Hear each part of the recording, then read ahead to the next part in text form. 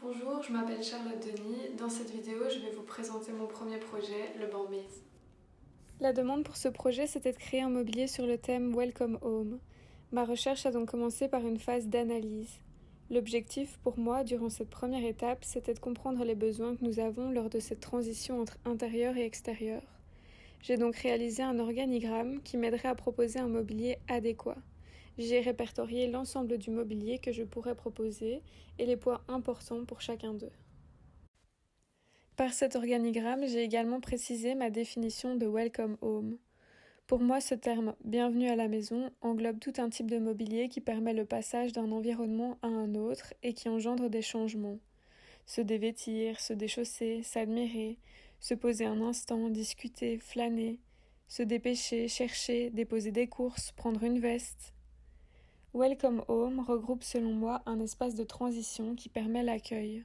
Le mobilier qui s'y trouve, au-delà de sa fonction, donne un premier ton sur notre espace de vie. C'est un espace qui doit à la fois permettre le passage du collectif à l'intimité sans trop en dévoiler. C'est un espace important, le premier regard que portent les personnes extérieures sur notre intérieur. Le mobilier que l'on propose dans un espace d'accueil et de transition comme celui-ci doit à la fois être pratique, mais selon moi, il doit aussi attirer l'œil. Cet espace est un lieu de passage, où on passe un court instant. Il est donc important de créer un mobilier attirant et utile. Une fois cet organigramme réalisé et après avoir proposé différents mobiliers, j'ai choisi de m'orienter vers le banc. Mon objectif, c'était de créer une assise qui allait habiller cet espace de transition et qui permettrait surtout de se déchausser.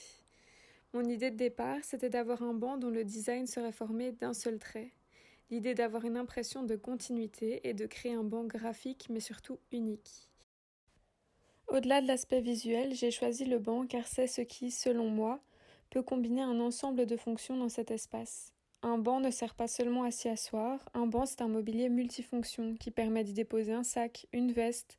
C'est également un mobilier qui permet de s'installer un instant pour discuter, et c'est surtout un élément indispensable et pratique.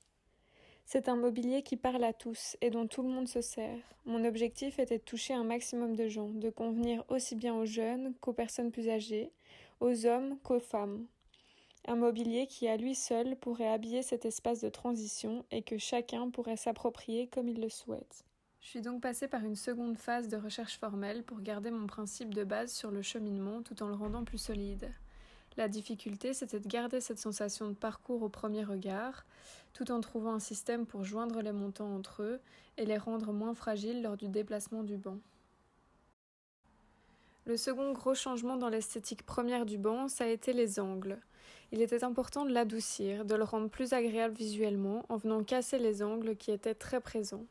J'ai donc modifié ma proposition pour arriver à quelque chose de plus fluide, de moins agressif. Après toutes ces recherches formelles, il fallait trouver un moyen de le rendre encore plus solide, et de tout faire pour qu'il ne soit pas fragile. J'ai donc cherché une manière de joindre les montants sans que cela ne soit trop lourd visuellement. L'objectif, c'était de trouver une forme qui serait en parfait accord avec le banc, qui viendrait l'habiller, sans que cet ajout ne soit gratuit. Je me suis donc basée sur la perspective que m'offrait le banc pour venir créer son logo. C'est ce logo qui servira à maintenir l'ensemble du banc et qui par la suite m'inspirera pour le nommer. Cette pièce a été découpée au laser. C'est une pièce en acier inoxydable de 4 mm.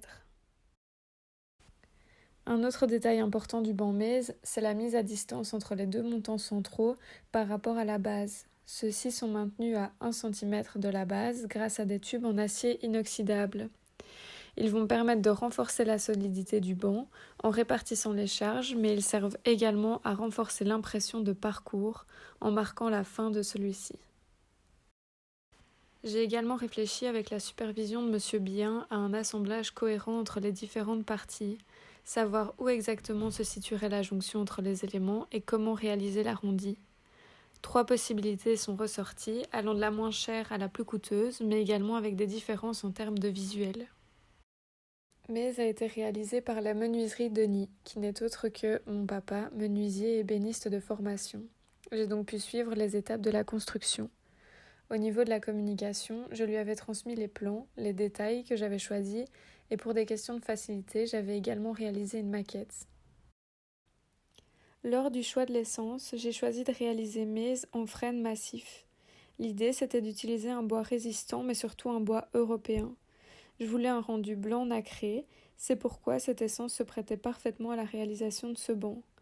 Le côté blanc a été renforcé à la fin grâce à une cire blanche qui a été appliquée sur l'ensemble du banc pour le protéger. En accord avec le menuisier, nous avons décidé de réaliser un assemblage à tenon et mortaise pour renforcer les jonctions. Au final, Maze, c'est donc un banc de 125 cm de long sur 36 cm de profondeur, fait de sections carrées en bois massif de 4 cm sur 4. Il pèse environ 14 kg, ce qui permet de le déplacer aisément.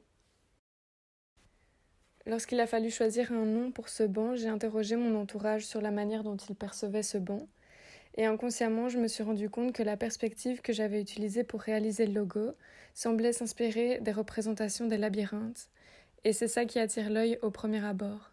Le labyrinthe, c'est une belle métaphore pour représenter les volontés que j'avais pour ce banc, de cheminement et de parcours. J'ai donc choisi de l'appeler Maze.